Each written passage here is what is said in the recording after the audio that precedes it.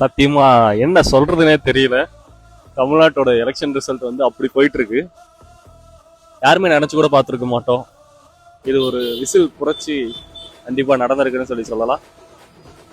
என்ன இருந்தாலும் இப்போ நம்ம முன்னிலை போயிட்டு இருக்கோம். என்ன நடக்குது இன்னும் ஃபைனல் ரிசல்ட் வர வரையும் வெயிட் பண்ணலாம்.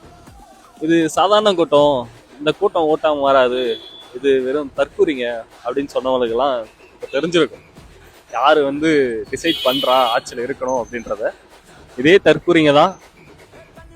வேண்டாம், சரி ஓகே, 100 கோடி நம்ம அண்ணனுக்காக பாக்ஸ் ஆஃபீஸ் கொடுத்துருக்கோம்.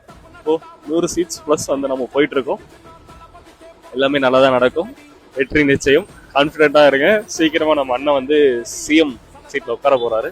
அந்த நாளுக்காக வெயிட் பண்ணிட்டு இருக்கலாம். 10,000 ஃபாலோவர்ஸை கண்டிப்பா நம்ம ரீச் பண்ணியே காட்டுவோம்னு சொல்லி ஒரு சேலஞ்செலாம் விட்டுருந்தோம்.